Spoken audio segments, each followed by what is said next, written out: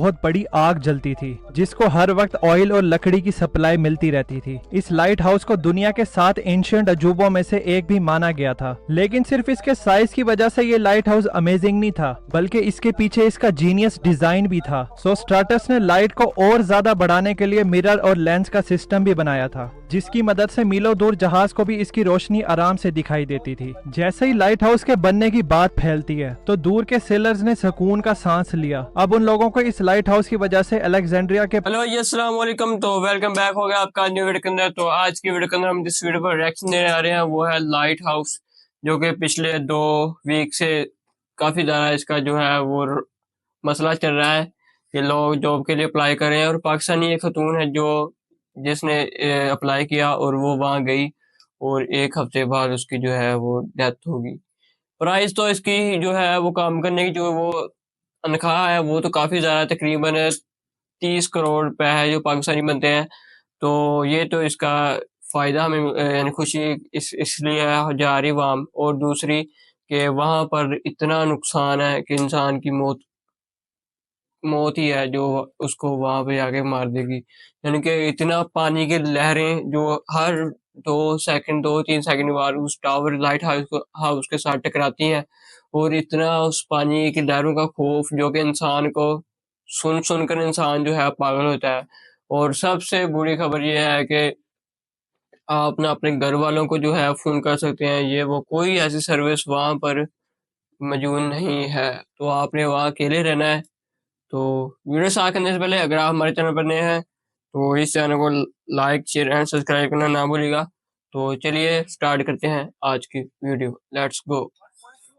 1.2 million dollar की annual salary यानी 30 करोड़ रुपए मिल रहे हैं सिर्फ इस लाइट हाउस को गार्ड करने के। क्या आप में हिम्मत है ये जॉब करने की? आपका कोई बॉस नहीं होगा जो नजर रखेगा आप पे जब आप यहाँ काम कर रहे होगे। जब दिल करे आप आराम से सो सकते हो, आराम से उठो, व्यू एंजॉय करो, फिशिंग करो। आपका काम ये होगा सिर्फ ये मेक श्योर करना कि लाइट हाउस के ऊपर वाली बस लाइट ये सही काम से है। काम करती रहे। बस यही काम है। 30 करोड़ रुपए मिलेंगे सिर्फ एक लाइट को देखने के लिए कि वो सही से काम करती रहे। लेकिन अनफॉर्चुनेटली अच्छी खबर यही खत्म होती है और बुरी खबर यह है कि ये दुनिया की सबसे खतरनाक जॉब है, जुमान लाइट हाउस को गार्ड करना, क्योंकि ये समंदर के बीचों बीच है। इससे पहले आप लोग इस जॉब के लिए अपनी सीवियां भेजो। ये बात भी सुन लो कि आपसे इधर कोई बंदा भी बात नहीं करेगा, हर तरफ लोनलीनेस होगी। और सबसे खतरनाक बात तो ये है कि इस एरिया में बहुत ज्यादा गंदे तूफान आते हैं और जो तूफानी लहरें होती हैं वो तो 10 मीटर ऊपर तक टकराती हैं टावर से। इस जॉब में जान जाने का भी खतरा हो सकता है। ये पिक्चर ली गई थी रेस्क्यू ऑपरेशन करते हुए। यहाँ पर साफ देखा जा सकता है कि लाइट हाउस का कीपर किस तरह तूफान से घिरा हुआ है। अगर ये तूफानी लहरें पूरे तरीके से लाइट हाउस को कवर कर लेती तो उसकी जान को भी खतरा हो सकता था। ये सब जानने के बाद आप में फिर भी हिम्मत है इस जॉब को अप्लाई करने की। वैसे इस अजीबो गरीब जॉब को देखने के बाद आपके जहन में भी ये सवाल आ रहा होगा कि इस लाइट हाउस को बनाया ही क्यों गया है और ये बात क्यों जरूरी है कि लाइट हाउस की लाइट हमेशा जलती रहनी चाहिए। इस चीज के लिए देखना पड़ेगा कि लाइट हाउस की शुरुआत कैसे हुई। तो ये बात है एंशिएंट जमाने की,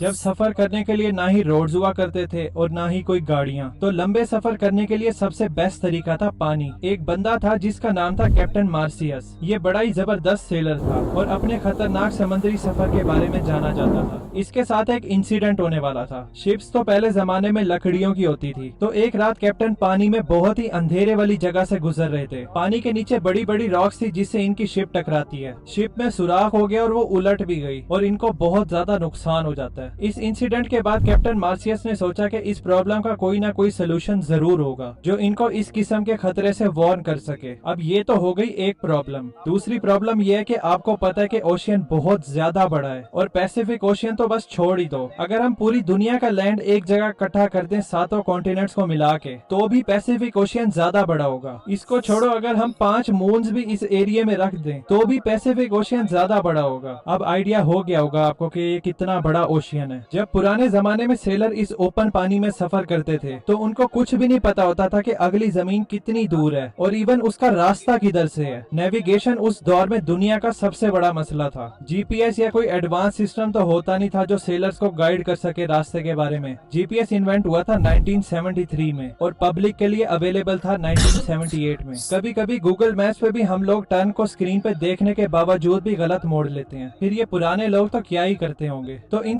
सेलर्स को सूरज पर रिलाय करना पड़ता था, सितारों पर रिलाय करना पड़ता था और शुरुआत के कुछ नेविगेशन टूल्स पे इस ना खत्म होने वाले समंदर को पार करने के लिए। सिर्फ इस नेविगेशन की वजह से 3-4 मुसीबतें और आ जाती थी, जैसे कि समंदर कैप्टन तो एलिस आपको को पता है कि जो उसका पानी है ना वो नीचे वाले पानी के साथ जो है वो मिला होता है, तो बहरी सफर जो है काफी ज्यादा रिस्की और खतरनाक है। इन जो है वो तूफान जब 14वीं का चांद चढ़ता है हाँ इस दिनों में जो है वो बहरी जहाज वाले जो है वो किसी किनारे के पास रुक जाते हैं, क्योंकि इन दिनों के अंदर जो है तूफान काफी ज्यादा समंदर के अंदर आता है और कश्तियां उलट जाती हैं इससे।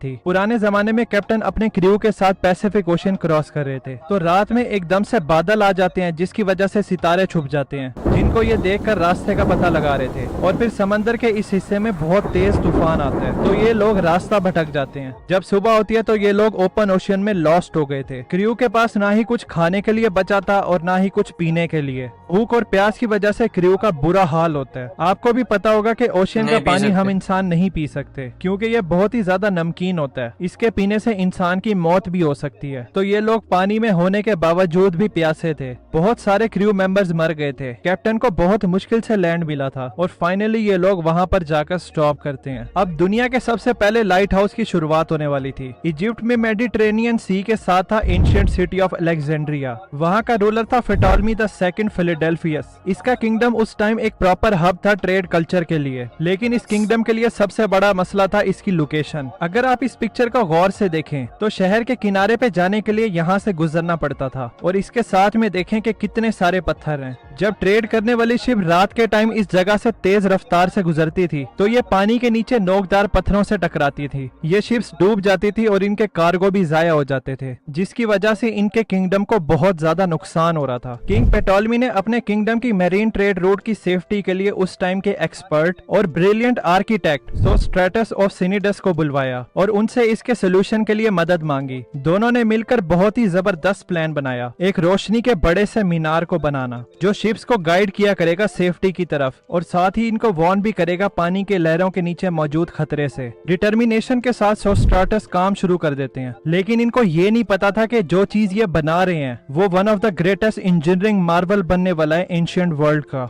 The Feroz of Alexandria. Alexandria के साहिल पे आइलैंड ऑफ फेरोज के ऊपर ये लाइट हाउस चमकती हुई बुलंदियों पे पहुंच गया। इसकी हाइट थी 384 फीट और इसको व्हाइट मार्बल से बनाया गया था। इस लाइट हाउस के ऊपर बहुत बड़ी आग जलती थी जिसको हर वक्त ऑयल और लकड़ी की सप्लाई मिलती रहती थी। इस लाइट हाउस को दुनिया के 7 एंशिएंट अजूबों में से एक भी माना गया था, लेकिन सिर्फ इसके साइज की वजह से ये लाइट हाउस अमेजिंग नहीं था, बल्कि इसके पीछे इसका जीनियस डिजाइन भी था। सोस्ट्राटस ने लाइट को और ज्यादा बढ़ाने के लिए मिरर और लेंस का सिस्टम भी बनाया था, जिसकी मदद से मीलों दूर जहाज को भी इसकी रोशनी आराम से दिखाई देती थी। जैसे ही लाइट हाउस के बनने की बात फैलती है तो दूर के सेलर्स ने सुकून का सांस लिया। अब उन लोगों को इस लाइट हाउस की वजह से अलेक्जेंड्रिया के पास पथरीले पानी को नेविगेट करने की जरूरत ही नहीं पड़नी थी। तो ये दुनिया का पहला लाइट हाउस एक सेफ्टी का सिंबल बन गया था सेलर्स के लिए, और यहाँ से फिर लाइट हाउस का कॉन्सेप्ट पूरी दुनिया में फैल गया। पहले तो ये लाइट हाउस समंदर के किनारों पे बना करते थे, लेकिन जब वक्त के साथ साथ दुनिया भर में ट्रेड बहुत ज्यादा शुरू हो गई तो समंदर के बिजी ट्रेड रूट के बीच में जिधर रॉक्स पानी के ज्यादा करीब होती थी और जिन रॉक से शिप को ज्यादा खतरा होता था कि ये कहीं इनको डुबा ना दें, उन जगहों पर भी लाइट हाउस बनना शुरू हो गए थे। इसी वजह से समंदर के बीचों बीच डिफरेंट लोकेशन पर आपको ये लाइट हाउस देखने को मिलेंगे। शुरू में इन लाइट हाउस पर आग जलती थी, लेकिन ये कोई आइडियल सिचुएशन नहीं थी कि रोज लकड़ियां, ऑयल और कोल को हर वक्त इस्तेमाल करना। इसके बाद कैंडल्स, गैस लैंप और ऑयल लैंप्स आ गए थे, लेकिन आग की लाइट इतनी ज्यादा ब्राइट नहीं होती थी। जब इलेक्ट्रिसिटी प्रोड्यूस हुई थी और लाइट बल्ब की इन्वेंशन होती है तो ये लाइट हाउस भी इलेक्ट्रिक बल्ब पर शिफ्ट होना शुरू हो गए थे, क्योंकि इनकी लाइट ज्यादा होती है। लेकिन फिर भी लाइट हाउस इस लाइट को मीलों दूर किस तरह रिफ्लेक्ट करते हैं, इसका जवाब है ये लेंसेज। 1800 तक इन रिफ्लेक्टर को लाइट सोर्स के पीछे लगाया जाता था, लेकिन उस टाइम के इंजीनियर्स को एक बात पता चलती है कि लाइट को और ज्यादा फोकस किया जा सकता है कि लेंस को अगर हम लाइट के सामने रखें। लेकिन इसमें मसला ये था कि जितना मोटा लेंस होगा उतनी ही कम लाइट होगी। तो यहाँ पर आ जाते हैं फ्रेंच फिजिसिस्ट और इंजीनियर इंजीनियर फ्रेस्नेल, जिनके पास बड़ा जबरदस्त सोल्यूशन था। इन्होंने लेंस को एक तो बारीक कर दिया और उसके डिजाइन को इस तरह बनाया था कि सारी लाइट एक ही पॉइंट पर फोकस कर रही थी। इस तरीके से फैली हुई लाइट को एक सिंगल डायरेक्शन में भेजा जा सकता था। आज मोस्टली लाइट हाउसेज में फ्रेस्नेल लेंसेज ही इस्तेमाल होते हैं। इस इनोवेशन ने लाइट हाउस को रेवोल्यूशनाइज कर दिया था और लाइट को मीलों दूर से आराम से देखा जा सकता था। तो इस तरह इन लाइट हाउस की मदद से शिप्स को खतरे का आराम से पता चल जाता था। तो वो जो वीडियो के शुरू में मैंने आपको जॉब बताई थी कि जुमान लाइट हाउस में रहने के लिए आपको 30 करोड़ रुपए मिलेंगे,